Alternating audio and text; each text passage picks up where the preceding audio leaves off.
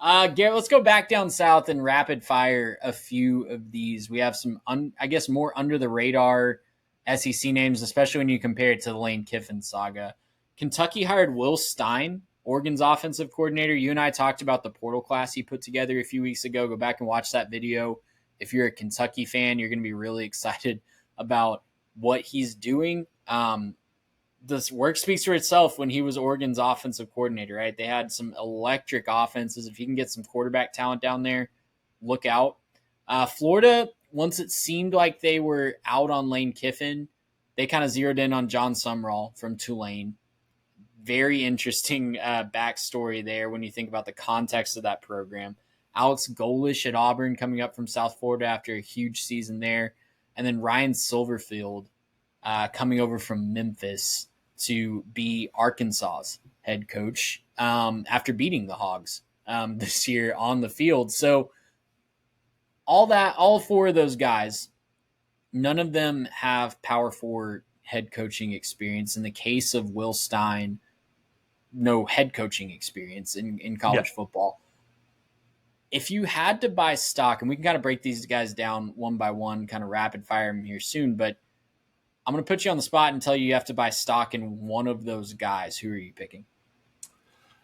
Just because I think I can get good return off of buying low, I think I would buy Alex Golesh at Auburn. And that might be maybe the controversial pick here because I don't think it's necessarily as flashy of a name as some of the others. I think Will Stein is not so much a best kept secret anymore. I think people have kind of caught on to the Kentucky hype train, and rightfully so. I mean, he's doing some big things.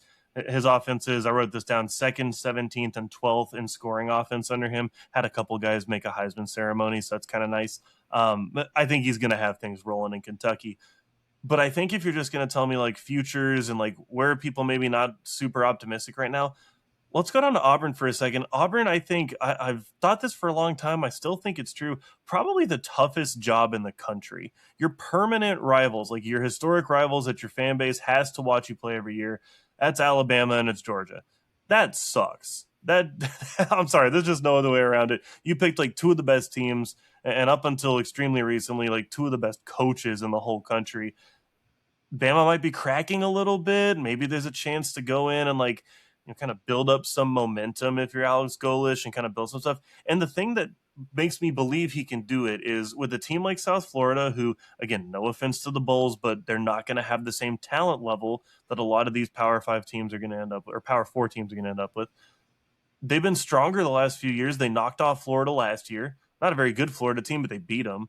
They lost a couple of conference games this last year by 6 combined points. So they're playing real competitive in those. Couple of years in a row, they played Bama really, really close until the very end. They finished one of those games real close.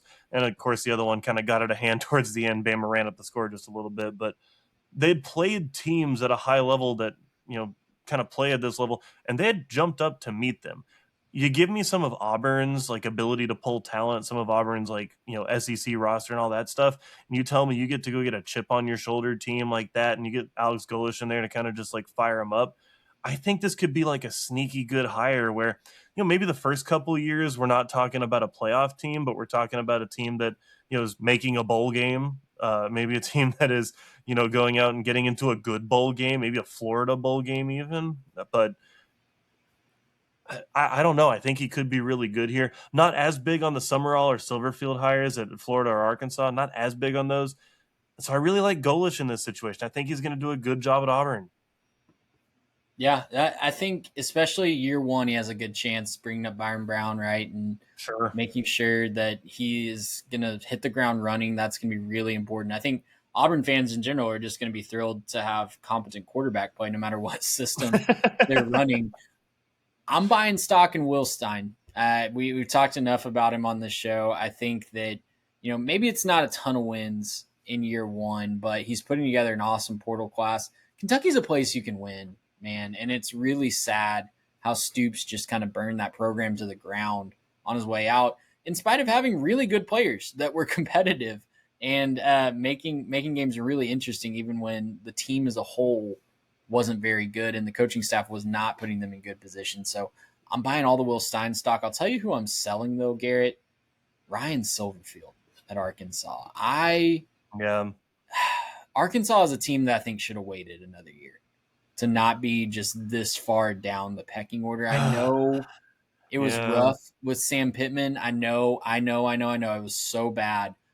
But if you weren't going to go with Bobby Petrino, and he didn't really earn the right to have the head coaching job with how he served as the interim, he provided a spark for a little bit, but didn't really, Yeah. Didn't give them close. what they needed. He didn't nail the audition. I think he was given every opportunity to nail the Yeah. audition. He didn't.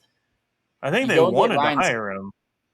They did. I think they really did, and he just didn't go and take that job. You go and hire Ryan Silverfield, who I know beat you head to head by grasping victory from the jaws of defeat this year. But man, that Memphis program has just really underachieved in the American. They have all the resources they need. They have more funding than probably half that conference combined. And they just haven't been able to win the conference title under Ryan Silverfield. Like, they just cannot get it done. I know injuries have been a problem at times, but if it's not injuries, it's something else getting in their way. And I don't see it working better than the highs that they had under Sam Pittman. I think the highs they had under Pittman are going to be higher than the highs under Silverfield. Wow. I it's hard for me because like I think that he will do a little better than Pittman, but I On don't think he average, he does might. that On much average, better. he might. He might not have as Yeah, low lows as Pittman had, right. but I don't think he's going to have the highs Pittman. Which that's fair. The thing for me is I don't think he's that strong of a coach. I do think that Memphis has done better than most people probably. I think nationally recognized. They just couldn't quite get over the hump, right? You know, I think we're not saying that Memphis has been a bad team the last couple of years. It's not like they're No, just this terrible program and whatever. Like they just haven't quite been able to reach that level to where I think you would want to say, hey, I mean, like if you look at Florida, they hired Jon Sumrall. You know, he was at Tulane, he was at Troy. They were putting up big numbers. Like Tulane just made the playoff, right? That's a whole thing. I think Arkansas could have gone for something a little bit more aggressive there. I might have would have liked to see him go for like a coordinator at a bigger program and see if he can't grab somebody else's guy. Honestly, talk about him a second. I think they really should have taken a bigger swing at Eric Morris. I think that probably could have been an opportunity for them. But I think if you're looking at the strategy here, I think the idea is okay, like Silverfield's coming over from Memphis. That is regional. Like Memphis is, right there on the border with Arkansas, pretty close. This is a somewhat regional pick. You have some strength at least to keep some guys home, maybe start winning some of those recruiting battles, maybe, reaching into Tennessee a little bit, starting to grab some guys. So maybe that's the direction you try to go, and you hope that some relationships get built there. I don't know, man. To me, it kind of felt like if you can't beat them, hire them away, right? Like that's kind of what that felt like to me. I don't love it. I also don't really love the Summerall pick. I know we just mentioned him. Like he did a really good job at Tulane. He did a really good job at Troy. To me, it seems like, again, like a strong regional pick, right? He's got experience in the Southeast. Does it scale to the SEC?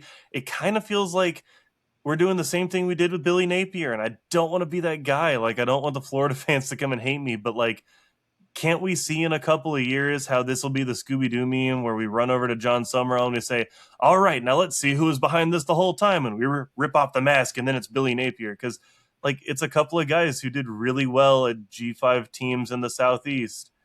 Didn't in really Louisiana. didn't really pull it off outside of it. Like, and again, like I'm not rooting against Summerall. I think he's a good coach, and I hope that he can make Florida good again. It kind of feels like the same hire. It kind of feels like you're like, no, we got it this time. Like we did the same exact thing. It'll work this time.